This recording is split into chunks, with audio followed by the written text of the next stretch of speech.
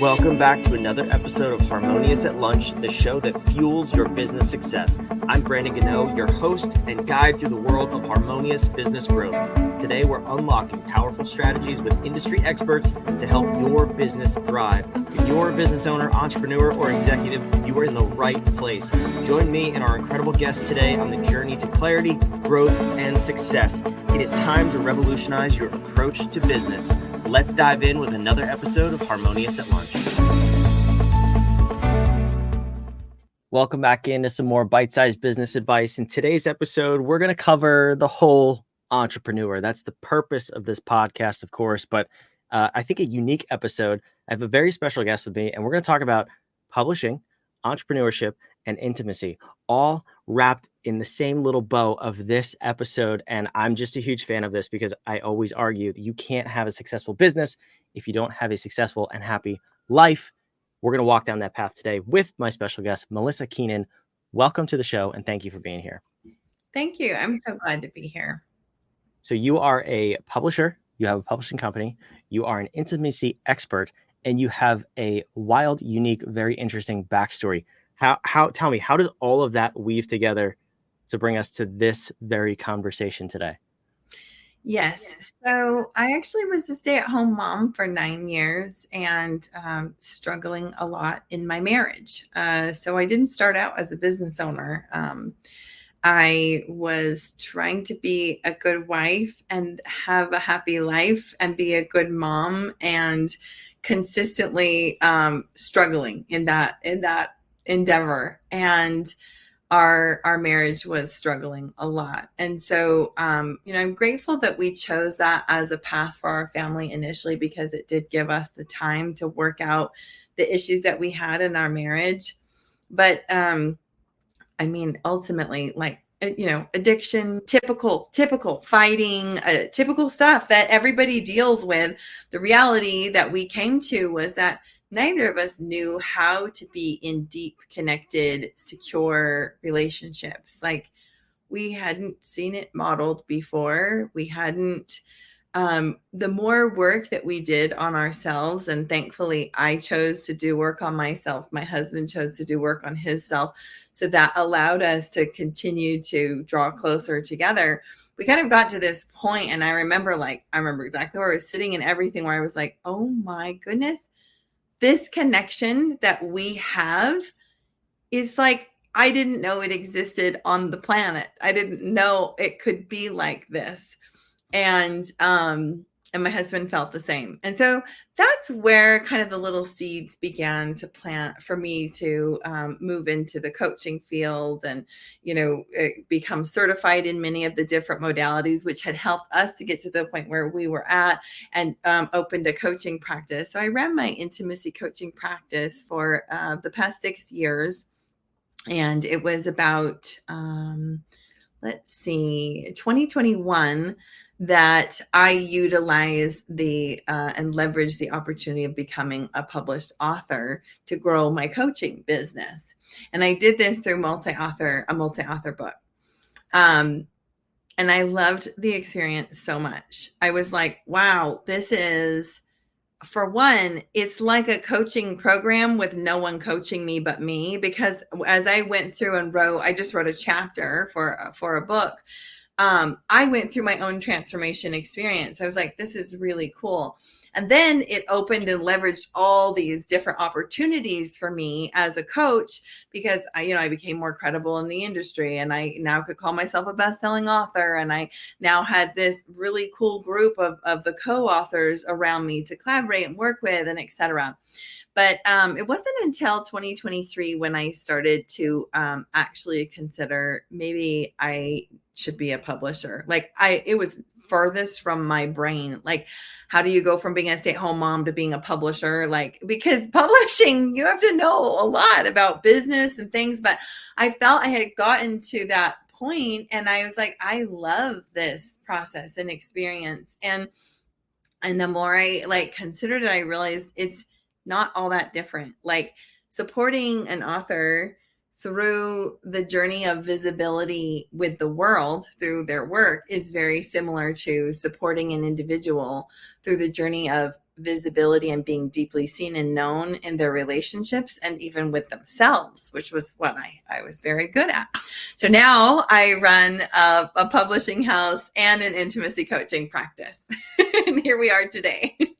That is quite the winding road, right?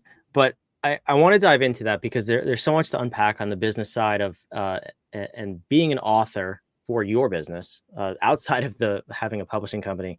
I'm curious though, when you were at the first part of your journey, you said you and your husband, you had a lot going on in your marriage.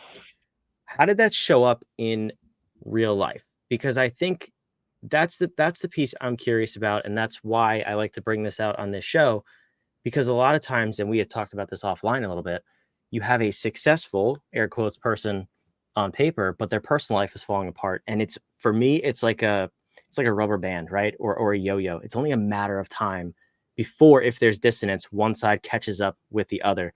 So on the outside, what was your life like at that time?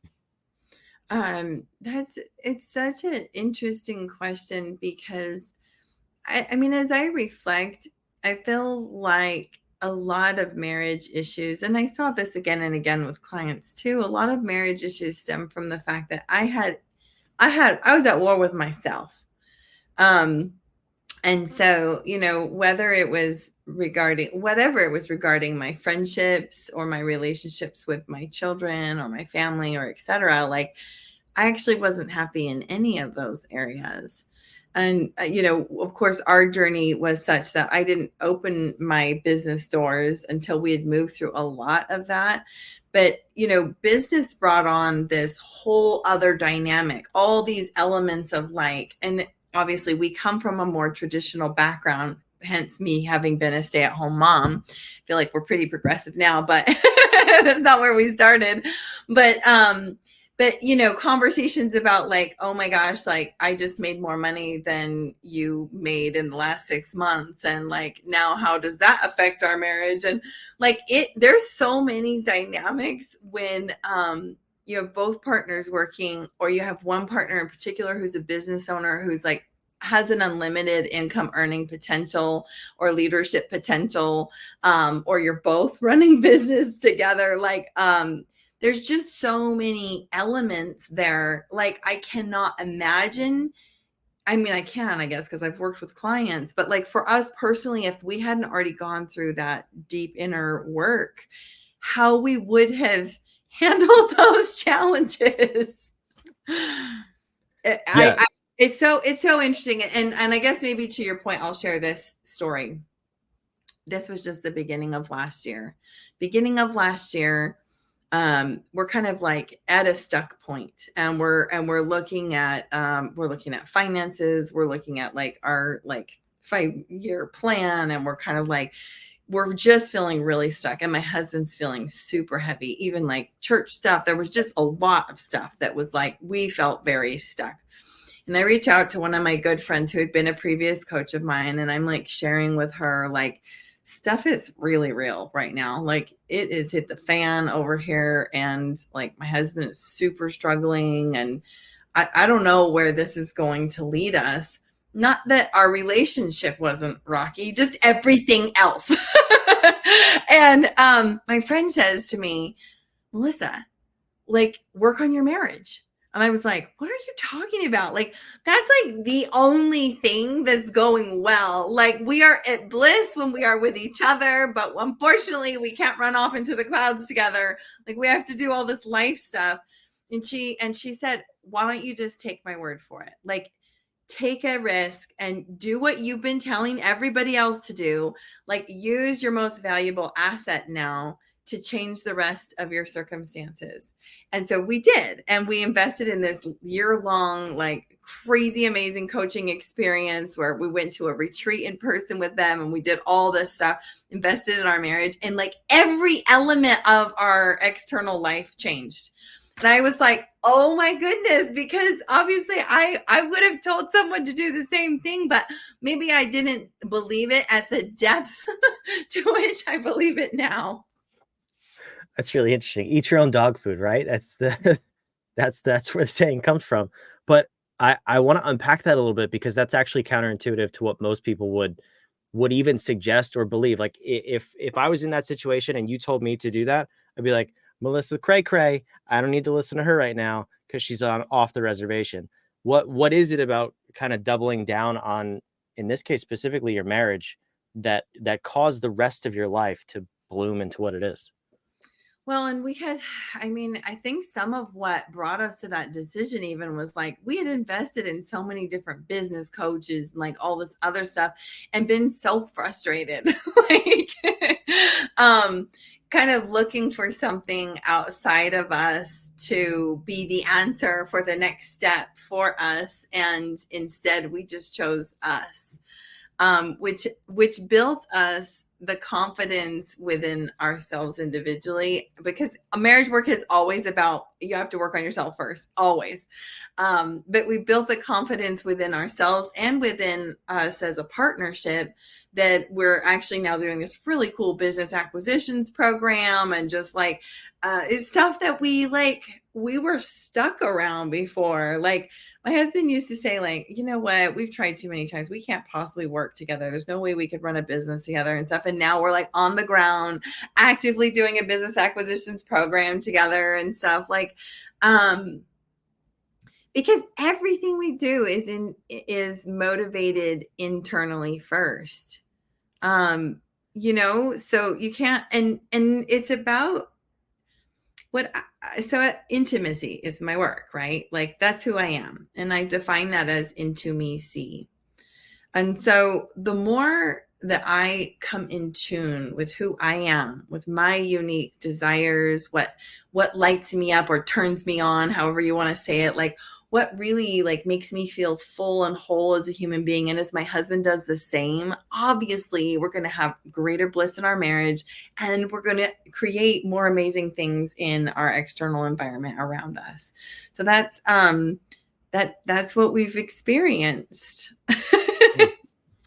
No, I think that's a really interesting journey. And like I said, when you expand on that and you say it's about going within yourself first, that's not necessarily a new concept, but that's kind of the byproduct of working on your marriage. So you went self, marriage, life kind of happened as a byproduct.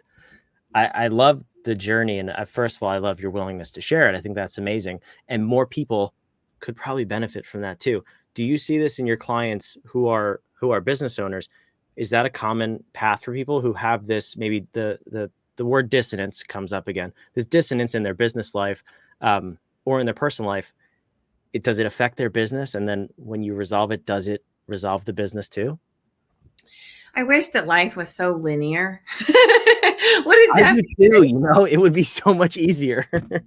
Unfortunately, I have not been able to say there's such a direct cause and effect, but you will always be better for investing in yourself. You will always be better for investing your time and your resources and everything into your own internal growth. It's so individual, right? Because if you have a brand new business owner and then they go drop 10K on a coach who's going to teach them like about I don't know, take them on a bunch of plant medicine journeys or something about their spiritual development, like they're not going to have any of the ground rules to run a business. And so there's that kind of piece of like, you can't just meditate a successful business into your life, or like sit with your sage and think you're going to create a successful business. But like if you are in motion and you are doing the things and you willingly say, I am willing to carve out time and space to devote to myself and to devote to my marriage, it will always result in better results with everything else you're doing in your life. And our American culture for sure doesn't get that. It's like, just work harder, always just work harder, like make less time for your marriage and definitely don't take time for yourself. Just drink coffee and run faster. And that's like you reach, I think every successful business person reaches a level of success. I'm not going to be able to remember the phrase there's a coined phrase like the law of, I can't remember it, but it's basically like you have given so much, it doesn't matter if you give 10 times more than what you're giving, you're still going to produce the same result. So you have to work differently. You have to start working smarter. You have to start like investing in yourself and really like coming from a different place and being more about the vision, because you can't just keep spinning your wheels faster. It's not even creating greater results. And so a lot of the work that I would do with people was just helping them slow down and carve out space and time for what brings them joy. I mean, it seems like that's not rocket science, but when you're actively doing it, when you go and you sit down and you turn on the TV at noon when you're normally like, because you want to watch your favorite show, and that feels like the ultimate self-care, and you're used to actually answering 50 phone calls at that time. Like, people face tremendous guilt in those moments, or you're making time for your spouse or your, whatever, like, there's a lot of internal yuck that we have to sort through to get to a place where we recognize, oh, this is actually probably the best thing I could do for my business. And I still battle with that in my own brain. Like, I'll wake up in the morning with my to-do list, and then I have to go, okay, do I actually want to go tackle that to-do list right now? Or would it be better for me and for my business in the long run if I go make my favorite breakfast and I go out and spend time with my bees and my beehive and et cetera, et cetera? That's amazing. I think what you're referencing is the law of diminishing returns. Thank you. You got it. You did it. That's actually, I love that you brought that up, because that's what we talk about with our clients. So we're focused on the business and ops side. And we have just found that it's about the 7-figure revenue mark where that really comes into play. And the first thing we do with our clients is regain 50% of their time in the first 90 days of working with them. And they always hate us. They push back on it, and they're like, no, I have to keep going. I have to work harder and harder and harder. And now I know that you're just a phone call away, because I don't say it as eloquently and probably as kindly as you do, but that it's so true that we are conditioned to work harder and harder and harder. And the harder you work, the less you get. I love that you brought that up. So in this journey, though, why not continue down the intimacy expert path? Why go publishing? What prompted that shift for you? Yeah, I love that question. Well, and part of me wants to say something to what you just said too. Can we just go back for a No, second? I'm here to ask the questions. You get to say whatever you want. Awesome. You said that they hate you because you are like, no, change the way you're doing your time. And so often what happens when we slow down like that is all of a sudden our relationship issues are in our face and we can't ignore them anymore. And then we feel like, well, I have to fill this with something else. And that's why so often, like, even as you grow as a business owner and you begin to replace yourself through, your employees and your team and et cetera, and you find yourself, it's like that was going to create time and space for me to do the things I love. But suddenly I'm finding myself even busier because you commit to new things to fill up space, because it's hard to just be still, to be with our feelings, to be with like, actually, we haven't had sex in a long time, or actually, like, every time we talk, we fight, or, and just, it's like, I think what people don't realize is your marriage is the biggest vessel for growth, like, always. And if you're not in a partnership and, you're listening to this, it's like, it's great, but truly it's like you now have double the growth. You now have double the intensity of emotions too. But I think maybe there's not enough said to that, and what do we do with those uncomfortable feelings when we actually do take the leap and make the space, and all of a sudden we're like, no, there was a reason I was moving this fast. Yeah, But it's all healable. It's really all healable. It is. and Yeah. I think that's encouraging for people, because I think one of the biggest diseases that is not spoken about in, I would say, this country, but also throughout the world, is the inability to be still. And Mhm. it causes chaos. It causes stress, anxiety, and it causes this hamster wheel that we all find ourselves in, trying to grow our businesses and do more at the same time.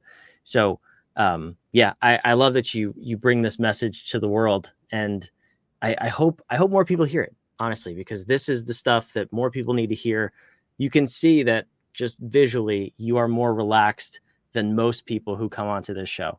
And I think Oh, if that thank says you. something, it should say everything about the work that you have done. Thank you so much. I like actively, my day is structured that I work 3 to 5 hours a day, 5 days a week.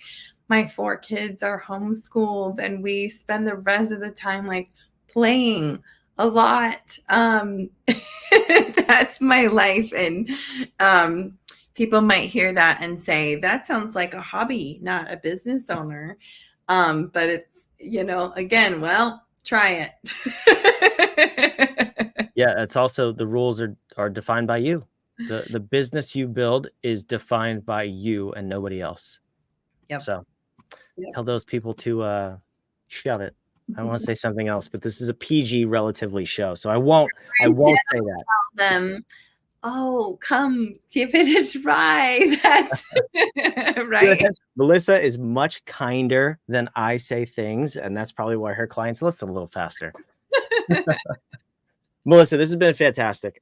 Where can people go to learn more about you and all the work that you're doing and have done? Yes, head over to melissakeenan.com or heartopenpublishing.com. Both of them take you to the same place. I do have a free gift there, and it's called I have 2 free gifts over there. One is called the Intimacy Guide, and that takes you into a deep process with yourself around relationships and guides you to share what you discover in a relationship. There's also the Story Code Activation Guide, and that takes you into an intimate process with yourself and your story so that you can begin to kind of explore what it is that you would write about if you decided to also publish your own work someday. Very cool. That's awesome. For those of you watching and listening, it's in the show notes down below, so you can go check that stuff out. Melissa, I can't let you go without asking the last and most important question, and it's a question from you. So we believe powerful questions get powerful answers, hence the obnoxious lit up question mark behind me. But the question is, or what I want you to provide is for the audience, for someone listening to this whole episode. We went all over the place. And it was a beautiful episode with a lot of gold nuggets. But what do you want someone to ask themselves in reference to this conversation so that they can take their life, their business to that next level that they're seeking? That's so cool. I really love this. When you sit still and you find that discomfort, I guess the question has to come with a little bit of background, a little bit of explaining. The discomfort is there to guide you to something different, to guide you to a more beautiful experience of your life. It gets there saying you were made for more. Whatever is happening that's causing all this inner turmoil or inner war with yourself, like it's actually invitation to make change in your life. And so my first question is, will you try to be more still? And my second question is, when you do, will you get curious about the discomfort that's there? Just be with it. Just get curious about it. What is it seeking to reveal to you? Because it is the path to your happiest life. That's awesome. I love that. I hope you, as the listener, will take that, work on it, reference the giant obnoxious question mark, and question what makes you uncomfortable in your own life. Melissa, thank you so much for being here. Thank you so much, Brandon. For those of you watching and listening, again, the websites, all that fun stuff down in the show notes. Go clickety clack around. Go visit Melissa and her website. Also subscribe. We want you back on tomorrow's episode. We put out these episodes every single day of the week because we're a little bit crazy, but mostly because we want to help you build a more harmonious business and life.